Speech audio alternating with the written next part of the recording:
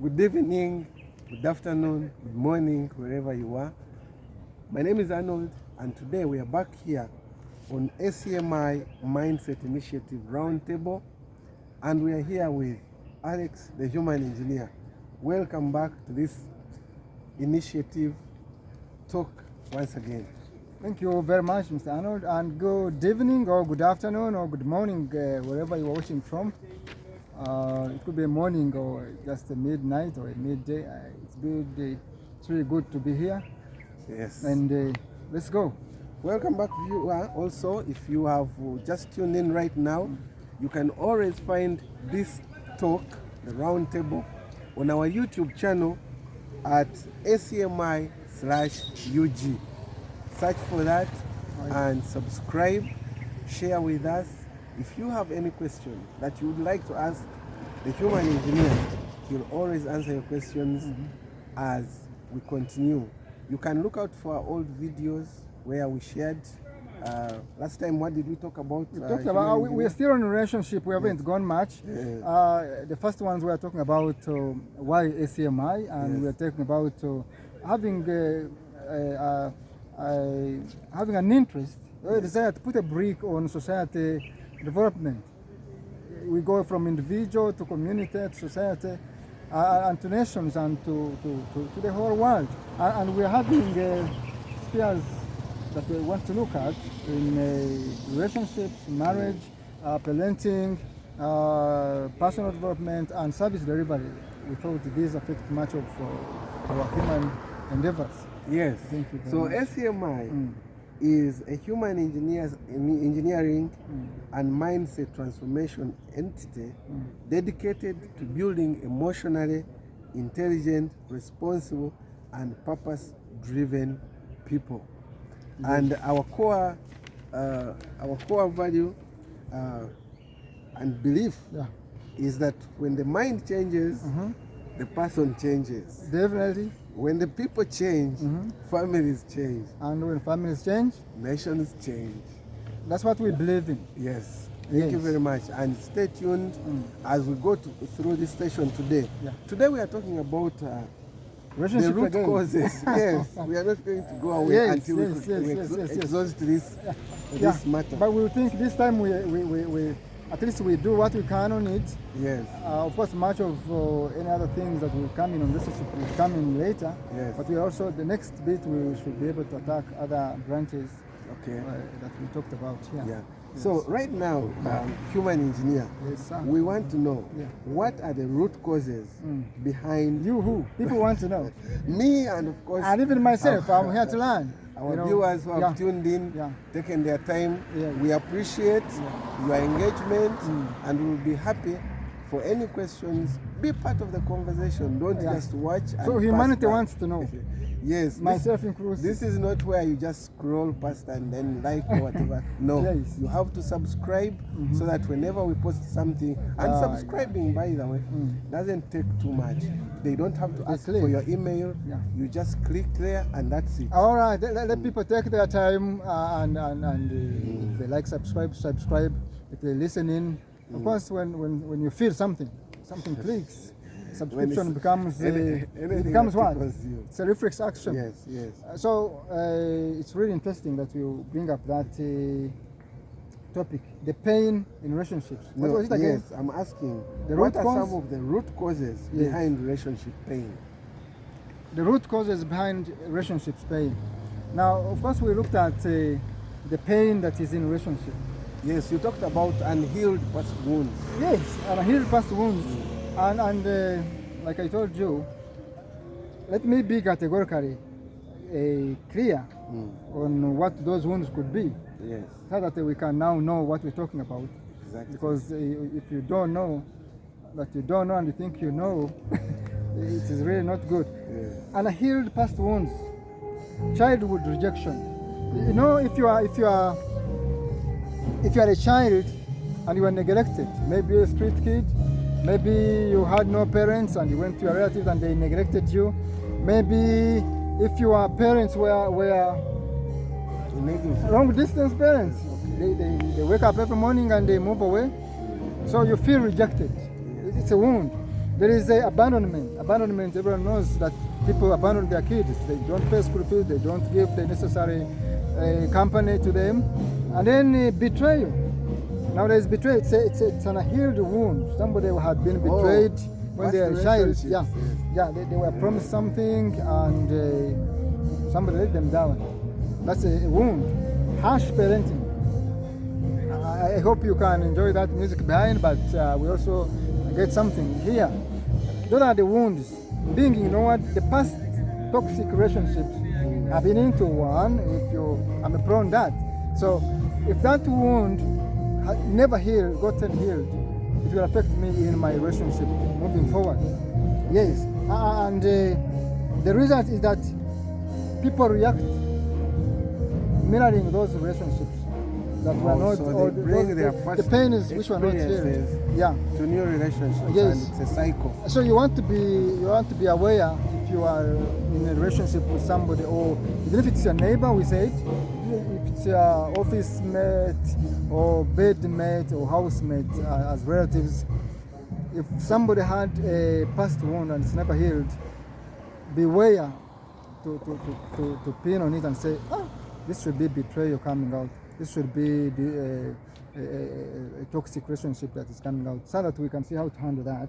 Okay. Yes, and maybe before that, I want to chip in that somebody was talking about that one does never sees, because you'll find one divorcee giving advice on marriage. Yes, we have so many people. Yeah. Right now. And what is interesting? Media. What is interesting that you should believe them. If he divorced or she divorced and she's telling you what happened, you don't want to do that because you follow suit. So we can say, yes, go ahead and preach. So, brother or sister who divorced, would you say that's a word also. that someone with experience, if I'm been in a relationship, yes, maybe it's been abusive, yes, do I have experience? yes, Can I be the person that should talk about it, or would you advise? Would you rather someone who has studied maybe relationship counseling yes. at the university? Which one of those two people, the person who studies counseling and the person who actually experienced the relationship, the real, yes, yeah, the factual yes. fire was baptized by that fire. Yeah, I think you have to balance both of them because you need the technical or the professional and the experience. Somebody may if you are technical, you studied the counseling, you know how to handle somebody in a professional way. But if you had experienced it, you know what it means. You will take, it's called hearing it from the horse's mouth. Yes. So we may need both of them, but of course the one with experience, and you know in the proverb that so experience may not mean age per se. It may not need how old you are or how rich you are or how poor you are, but if you ever experienced whoever you are, you can really tell. Because I've seen give guidance or advice. I have seen people should believe. I have seen children who have grown in places where they have been displaced by wars, and these children have been neglected. Yeah. What would you say? Talk about it. What would you talk about those refugee people? Camps. Yes. How do you rehabilitate someone like that, based on what we just discussed right now? I think that one now you will need to go there to that kid knowing the background. If it was a war zone like I saw in Guru, that people, your parents were cut, the limbs are gone, and they say, you go. That's a trauma that somebody has. You have to approach to bear when you are bringing them to light. That reminds me. Yes. You know, in Rwanda, 1994 genocide. Yes. We have children who were born at a difficult time like that. Oh, yes. Devastated. Right now, those people are just getting married, or they are married.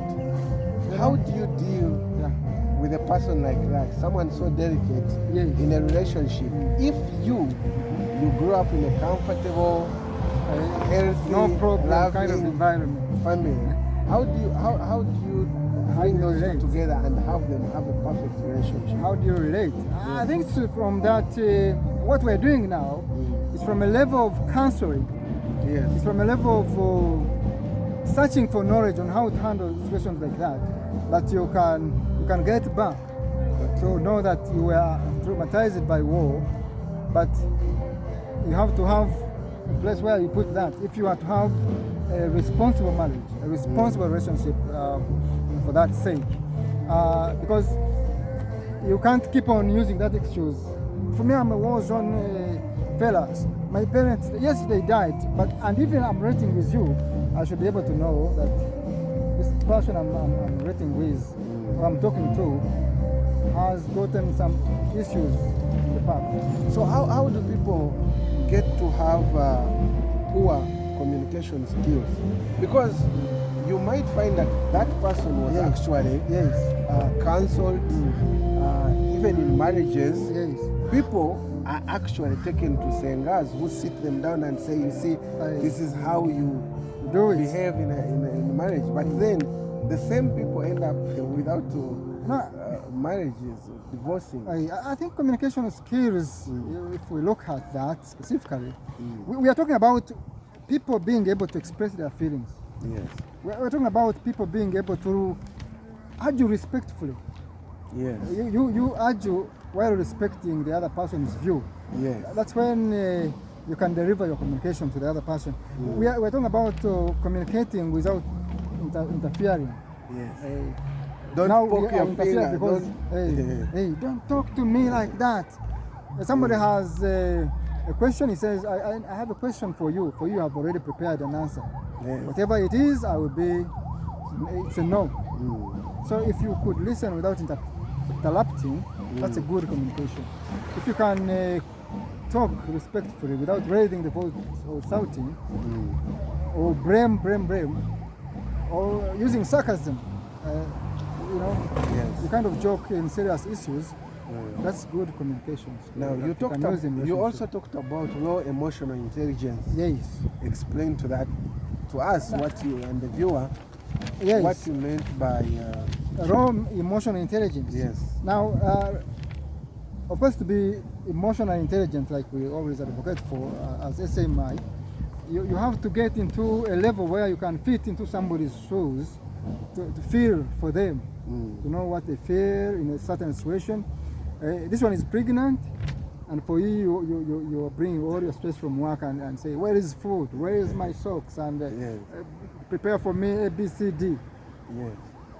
This one is 9 months. The person is heavy, so you should be empathetic. Be empathetic. Okay. Sympathize with somebody. Yeah. So that's when you say you are emotionally mature. But if it is low, it brings conflict and pain in marriage. And if you can control your anger, Yes. that's when somebody can tell that you are emotionally mature. And if you can be able to understand triggers, if somebody is tired, if somebody is stressed, you should be able to know that. Give them some space. There are some arguments you can't bring in certain times or places. You are in public, you are bringing why this one didn't buy soap or TP or what is it? Washing oil. powder or cooking oil. Remember last time yesterday you didn't bring me A, B, C, D. Yeah. And you are at church, people are here. So that times when you have to know that such a question can't be asked at this time. Okay. Or your kids are there and you are telling, yesterday I told you to send me 500,000, did you?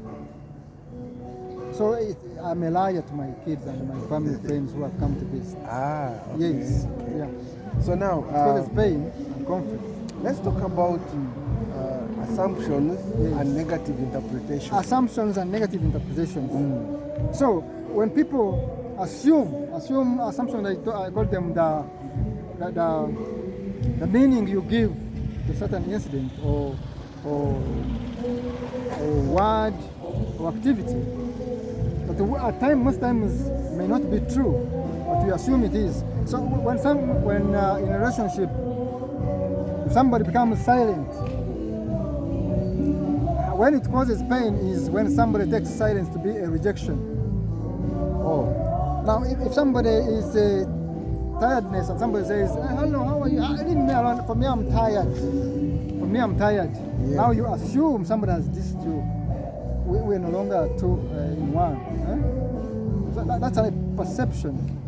When somebody says, I'm tired, it doesn't mean that it is disrespect. It means tiredness, means this human aspect. Yeah, it's human nature that somebody gets tired. It is up to you to be emotionally high. You should probably give them some time to cool off and then... So sorry, or what happened? Oh. That's when somebody can understand, but don't say, that's disrespect. How can I ask you and you say, I'm going to respond to you tomorrow? Or even when you say there is a certain perception that we do mistakenly agree to be true, that when somebody wants to be independent, that means disloyal. You don't listen to me. You cannot. You want now. You are a separate entity. You want to get away from me. Yes. But when somebody is independent, they want to be maybe private. Maybe there's something disturbing them. There are certain information they can't share with you now. So you feel like they're keeping secrets from... So we say, you are disloyal. You're the one. It causes pain, it causes conflict in marriage, and that's what we're talking about. Yeah. And maybe the last one would be forgetfulness. You told me to buy a roll of, okay, I brought, bring some cooking oil or send me this much right now, I want to pay this one. And then you bring and then a I forget. Yeah, I bring a matchbox. Then you'll be like, this one is not acceptable. You no longer love me. I've had people who, when they leave the sitting room and they're going to the kitchen to pick maybe a toothpick, and in the middle of it, they forget. And then they have to come back to the sitting room. And you're asking, where is the toothpick that I sent you? Wait, when your light goes off, you who don't have a generator or this or the solar, and you have your torch, you say, hey, let me put my torch light. Then afterwards you start looking for your torch. No, you start looking for your phone. Where is my phone? Where is my and you are using it to light up the environment. So somebody can't be forgetful, and you take that to be lack of love. That they don't no longer, they forget your birthday, they forget your Valentine's Day. That is an unforgettable sin. If you forget people's birthdays, some people's birthday, anniversaries, burial anniversaries also. So anyway, let's continue. Please I want to know, as we see how we can winding up, do away with this one. In a relationship, what can people learn in order to reduce such conflicts? Yes, conflict. Or pain? Yes. I think that's why we said if we can put such an episode, I know, of course, whoever is listening to this extent, they want to learn. Yes. They want to learn, and they've been learning, and learning will never stop.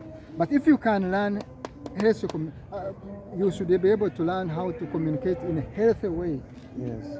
Or effectively, if you may. Yes. And if you can learn to be emotional aware. What is this test that my partner or my friend or my kid or my boss is in?